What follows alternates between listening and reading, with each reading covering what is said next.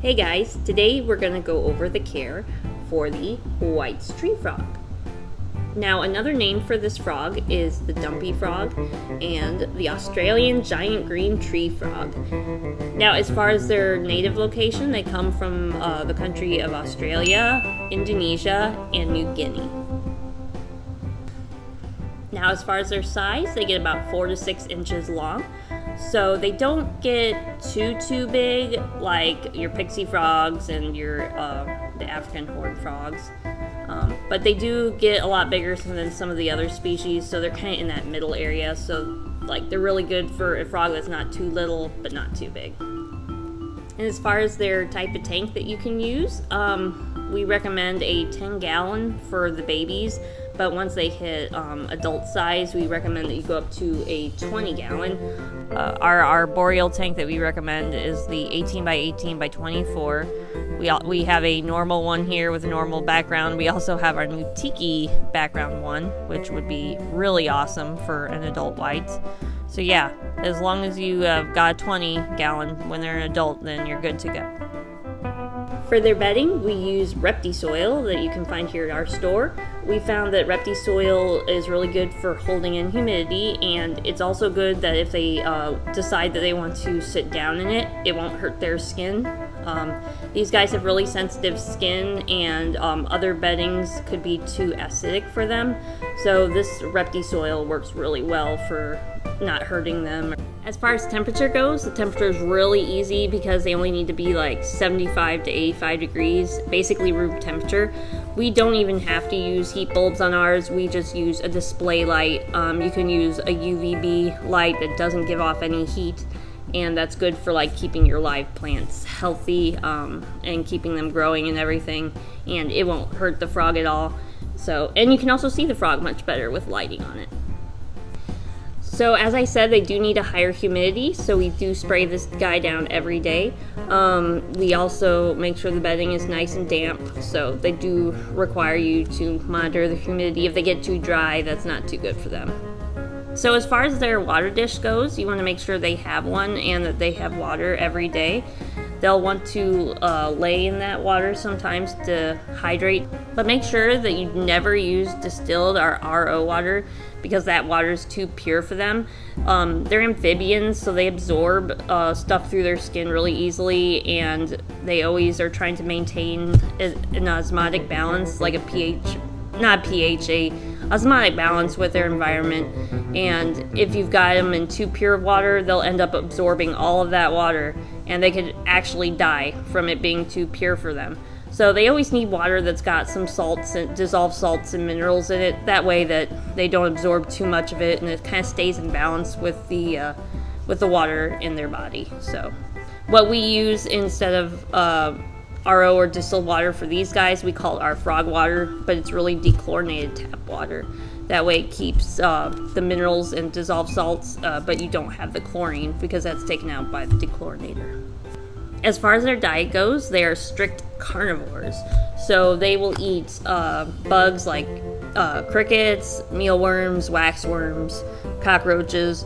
And for the adults, if they get big enough, you can even try baby pinky mice every now and then. So that's perfectly fine. Just don't feed them too much or they will get fat and obese. So we feed these guys about 2 to 3 times a week. At the beginning of the week, we give them 1 day of multivitamin dust on their crickets, while the other 2 days we give them the calcium dust. Yeah, vitamin dust should only be given once a week.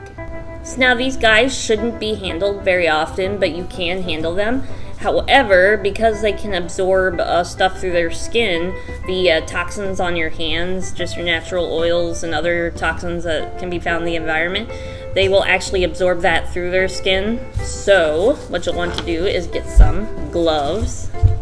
So this is the safest way to handle them if you'd like to hold them. Gloves kind of help protect your hands and mostly their skin and your hands from passing on toxins to them. So what you do is you kind of scoop them up don't grab them because then they'll get kind of scared. But this guy, he's hiding in here. Let's show you. Let's see. Ooh, you can see him. So what I'm gonna do is I'm gonna nudge him out. Sometimes they will pee on you, so that is a possibility. What I'm gonna do is I'm gonna nudge him out. So yeah, just kind of scoop them up. Just kind of hold them. You'll want to keep your hands. They might hop, he might jump. So you just gotta be careful and don't hold him like far off the ground. That way he won't fall and hurt himself. I've got him on a table right now, so he should be good. But if he does jump, it won't hurt him it won't hurt him at all. But he's looking like he wants to jump back into his cage. So I'll give you kind of an close look and hope he doesn't jump on the camera. But you can see he really wants to go back. So we'll let him go back now. But as you can see, this doesn't, the oils from my hands aren't getting on him, and he's staying okay. But you don't want to get him out for too long because they can dry out. So, and if you need to put them in a container, it's always best to put a damp towel, like you can soak a damp paper towel in their frog water, and you can put it into, there he goes. You can put it into like a bin or something, and that way that if you put them inside the bin, they can stay nice and moist and damp.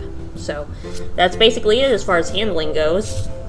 Now, as far as daily care for these guys, it's really easy, and that's one of the reasons why these guys make such great pets, is because they're really not very high maintenance. You just have to take out their water dish every day because they will probably have it dirty for you every morning, either with them climbing in it and they'll get all the substrate in it and everything. So yeah, silly boy. But you also have to spot check for poop, pick out any poop that's in the cage, check their plants. They will poop on the plants, so if you gotta scrub those off a little, that's also another thing you gotta do. But just as far as picking up poop, taking out their water, dumping it, and giving them fresh, and then just spray them down. Just spray them down. We spray them down with RO water. That creates the moisture. It's not something that they soak in. We don't spray him directly with it. That way he doesn't get too much of that pure water on him. So yeah, we just spray down the cage, make sure it's nice and humid, and then we just give him fresh water so that he can sit in that if he wants to. So, and then on the days that we feed him, we just give him like 3 to 4 crickets. We give him large, so he's not full grown. He's still got a little ways to go. He's like kind of like a teenager as far as white tree frogs go. But yeah, he's pretty awesome, and they do make great pets.